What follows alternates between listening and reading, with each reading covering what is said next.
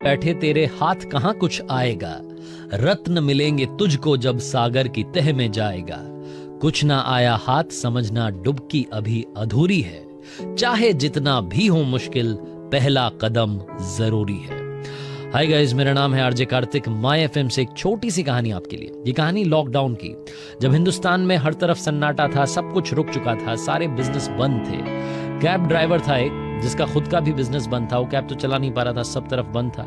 अपने गांव में जाकर के बैठ गया था और सोच रहा था कि मेरी लाइफ का क्या होगा। कहीं से पैसा नहीं आ रहा था, कहीं से राशन का इंतजाम नहीं हो पा रहा था।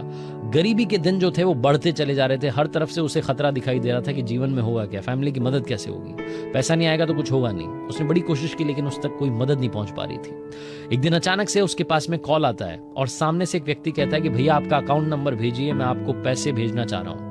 ये पूछना चाहता है कि आप कौन हैं, कहां से बात करने से पहले वो बंदा अपना फोन काट देता है। ये फिर से कॉल बैक करता है लेकिन वो कहता है कि आप अपना अकाउंट नंबर भेजिए, फिर सारी बात बताता हूं। कैब ड्राइवर विश्वास करके अकाउंट नंबर भेजता है और वाकई में थोड़ी देर में इसके अकाउंट में पैसे आ जाते हैं। ये ऊपर वाले को धन्यवाद करता है और कहता है कि आप ही की कृपा है, चमत्कार हो गया। ये फिर से कॉल करता है और पूछता है कि आप कौन है भैया, कहां से बात कर रहे हैं। वो जो भैया थे सामने वाले, वो बताते हैं कि भाई साहब शायद आप भूल गए, आज से 4 महीने पहले एक छोटा सा किस्सा हुआ था। मुझे दिल्ली जाना था, सुबह 6 बजे की ट्रेन थी, इंटरव्यू के लिए जाना था। मैं बड़ा खुश था कि मेरी नौकरी लगने वाली है, नई जॉब मिलने वाली है। मैंने कैब बुक की, मैं स्टेशन उतरा, आपको पेमेंट किया, प्लेटफॉर्म पर पहुंचा और वहां जाकर के देखा तो मेरी पॉकेट में मेरा फोन नहीं था। मैं अंदर तक हिल गया। मैं फटाफट से भाग करके बाहर आया, स्टेशन के बाहर आपकी कैब ढूंढने लगा लेकिन आप कहीं नहीं दिखाई दी। मैं बहुत सारी गालियां देने लगा, मन ही मन गुस्सा होने लगा, बदतमीज हो आप, ये हो, पता नहीं क्या क्या मैंने आपके लिए कहा। I am so sorry for that. लेकिन उस दिन यही मेरी फीलिंग्स थी।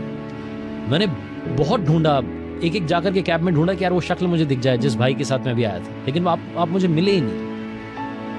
मैंने दिल्ली जाने का प्लान ड्रॉप कर दिया। मुझे लगा कि इंटरव्यू के लिए क्या ही जाना है, ये जॉब मेरे लिए सही नहीं है, ये दिन ही अशुभ है।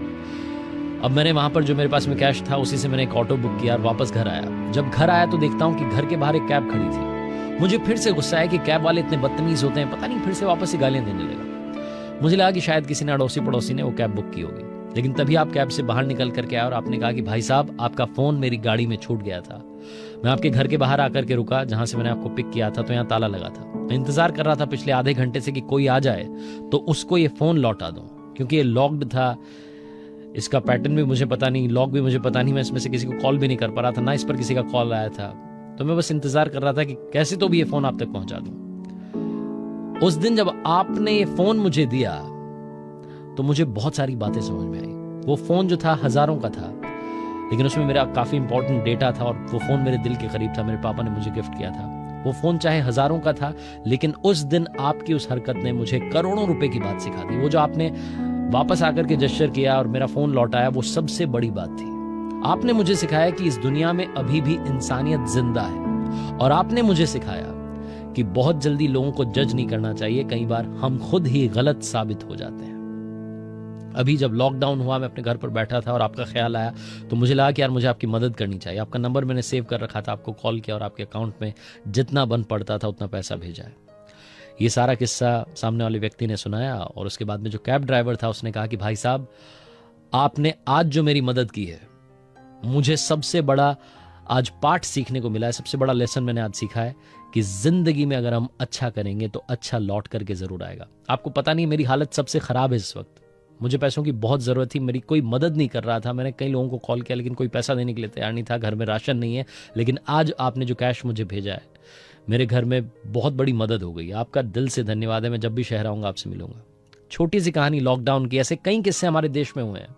ये छोटी सी कहानी सिखाती है कि जिंदगी में कर्म अच्छा होगा तो फल अपने आप अच्छा होगा, और इस दुनिया में अभी भी इंसानियत जिंदा है।